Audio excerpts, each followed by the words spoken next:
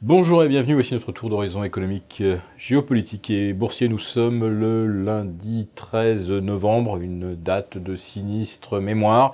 Et pour comprendre comment tourne la planète finance, c'est sur la bourse au quotidien et nulle part ailleurs. Et l'épisode du jour s'intitulera « Vers un anti-rallye de fin d'année ?» pour une interrogation. Il y a encore une semaine, tout était rose, l'avenir s'assimilait à une véritable tempête de ciel bleu éternel. Nous venions d'aligner 24 séances de 25 sur 25 à la hausse à Tokyo. Nous venions d'enchaîner 7 ou 8 records historiques consécutifs sur le Dow Jones, le S&P, le Nasdaq. Bref, la hausse funiculaire semblait ne jamais pouvoir s'arrêter. Et voilà que nous alignons une 7e séance à la baisse à la bourse de Paris. Et sur l'Eurostoxx également. Alors certains nous disent, ce n'est qu'une reprise de respiration salutaire avant le rallye de fin d'année, le traditionnel rallye de fin d'année qui survient 7 fois sur 8 depuis 2009. Depuis que l'on injecte de la morphine monétaire ou de la cocaïne monétaire dans les veines du système financier. Et c'est vrai que le système financier regorge de liquidités, l'essentiel de ces liquidités étant, si j'ose dire, sans foi ni loi. Alors pour l'instant, porté par une tendance irrémédiablement haussière depuis 8 ans, les liquidités vont s'investir à l'achat, sur à peu près tout. Les obligations, les actions, depuis peu, le pétrole, les matières premières et naturellement le Bitcoin. Tiens, le Bitcoin qui vient de reperdre 2000 € en l'espace de 4 séances, un peu plus de 2000 $, depuis un zénith de 7800 $. On est retombé vers les 5006.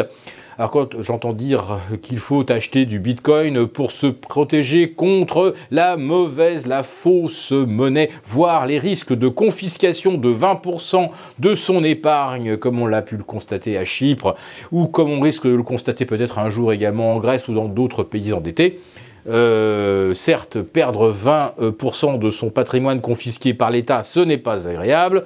En perdre 30 en quelques jours sur une crypto-devise, bon, à moins de se dire qu'on a joué au casino et qu'on a joué l'argent qu'on pouvait perdre, ce n'est pas non plus très agréable.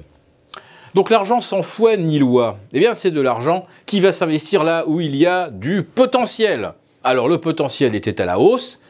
Est-ce que ce potentiel, demain, ne sera pas à la baisse? Est-ce que cet argent ne va pas aller s'investir justement dans des ETF BER, dans des stratégies de vente à découvert sur des entreprises dont le business model pourrait être remis en cause du jour au lendemain? Nous pensons par exemple notamment à Tesla, dont la capitalisation dépasse celle de General Motors, mais dont les véhicules vendus atteignent à peine 10% du total du constructeur historique.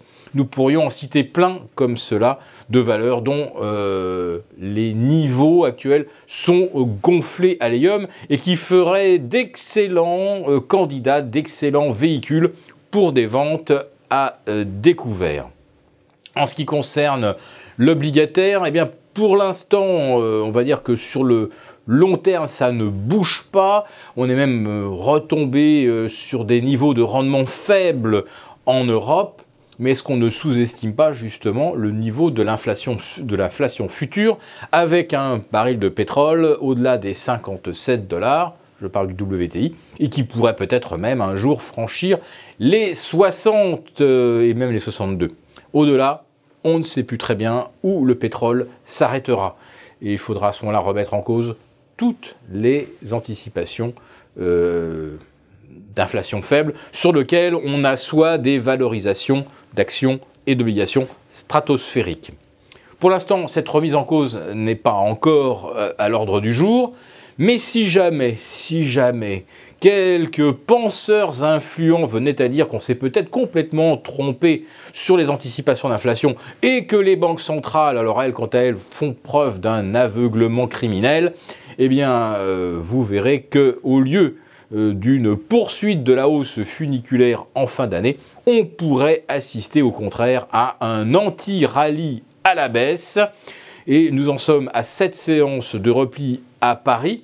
On pourrait très bien en voir 20, 25.